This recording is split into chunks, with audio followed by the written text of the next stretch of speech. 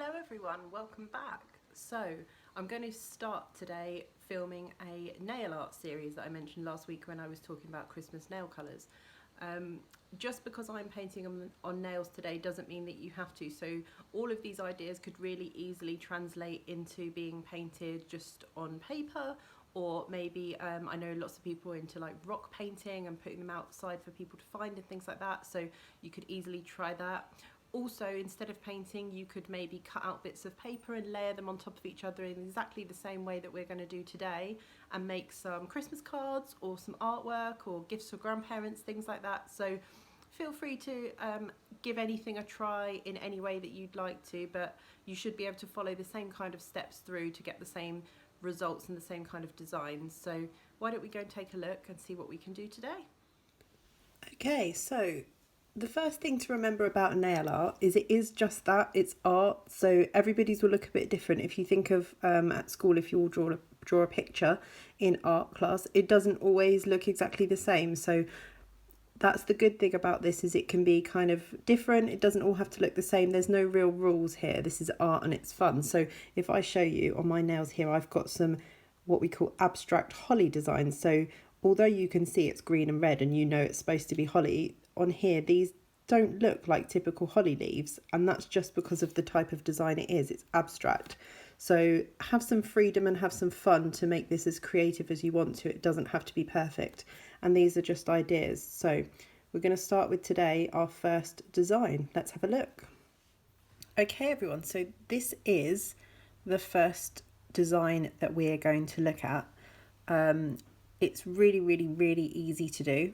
So I'm going to take you through all the steps and show you how to do it, and show you what I've used and what you can use that you've got in your house to give it a try. So let's get on with it. Okay, so if you were going to paint your natural nails, you need to make sure that you use a base coat, because that's going to protect your nails from any sort of damage. So make sure you do that first. Obviously I'm not using a real nail here, so I'm going to start straight away, but let's pretend I've done my base coat and let it dry. Now I'm going to go on to painting the colour of the nails. So I'm doing the same design, but I'm going to do a different colour and just try something different, so show you some different options. So what you need to do is make sure that your colour coats are really thin. Now this looks a bit watery and rubbish, but it will dry quickly and you can add another coat. If you do really thick layers, it will take a long time to dry, but also if you're anything like me and you're impatient, it's not going to have time to dry, because you're going to get up and do something else and you're going to smudge it and ruin it in the middle anyway. And because we're doing art and we're doing lots of layers, if you think about when you're painting and stuff at school, if you do lots of layers, it takes longer to dry. So we're going to go as thin as we can, and we're going to come back a couple of times. So I'm starting with blue. I was thinking maybe a blue sky behind our Christmas tree. So there's a thin coat. I'm going to let that dry and then come back. Okay, so here we are. It's now dry, ready for coat number 2. So we're going to add a second coat. Again, we're going to go nice and thin, keep the layers thin so it dries. This design, I think would make a really nice Christmas card. If you didn't want to try it on nails, I think this would make a really lovely Christmas card, especially like we're doing here with the blue background. This would be a nice one. So if you fancy making a piece of art instead, I would suggest this one. So that's our second coat on, nice and thin. I'm going to put, and that second coat is now all dry. So I'm doing a third coat because this blue that I've got is not very solid, but obviously it depends on what colours you have. If your blue is fine after 2 coats, then stop there, because you don't want to be doing any unnecessary layers. So I'm just adding another one. We'll let that dry and then we'll get on with the Christmas tree. So to paint the Christmas tree, I've got a couple of things that you may not have at home. So I've got a really small, thin nail polish brush. You might not have anything like this. The other thing that I've got as well is a thing called a dotting tool, which is a small tool that can be used for nail polish, and it's called a dotting tool because this little ball on the end is perfect for using in nail polish and making dots. And then the other end of that tool is a bit bigger, so that bigger end there is what I've used to make my holly berries on my nail. But if you don't have any of those things, which you might not, one thing that can work really well and that you might have used in another video I did earlier in the week, a Fruity Santa video, is a cocktail stick.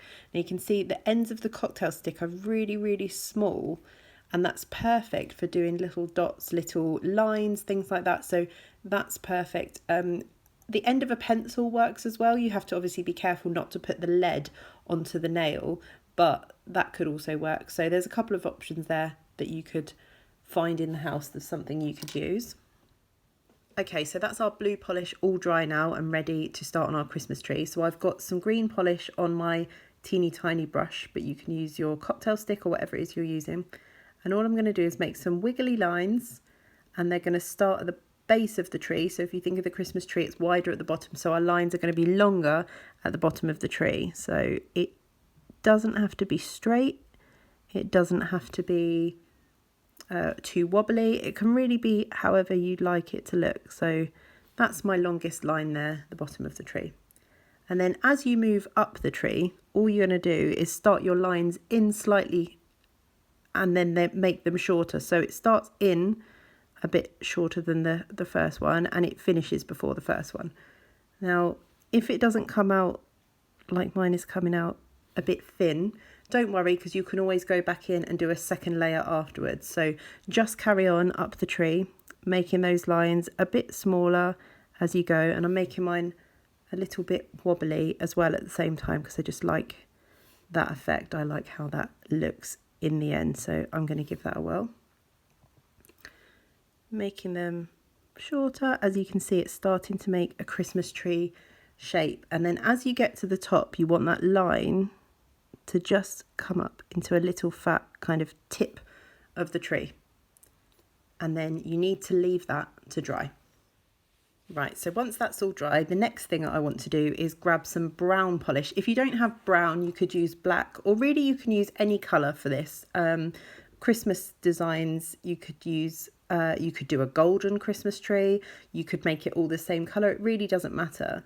But I'm going to stick with traditional. So now that I've got some brown polish, all I'm going to do is make a little line at the bottom here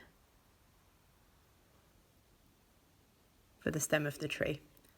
And that's it, just a little line, leave that to dry. Okay, and you may see on my first design here that I've used a teeny tiny glitter sequin for a star on the top of the tree, but we might not all have little stars at home. We might not have as much nail stuff in their house as in your houses as Miss Powell does. So what I'm going to show you on this one is just an alternative. So if you don't have a star, the thing that you can do with the top of the tree is you could grab your little tiny toothpick with some yellow nail polish or gold or orange, whatever you've got really, and all you could do is just a little dot at the top of the tree. And if you wanted to make it a bit more star shape, you could just drag it like that.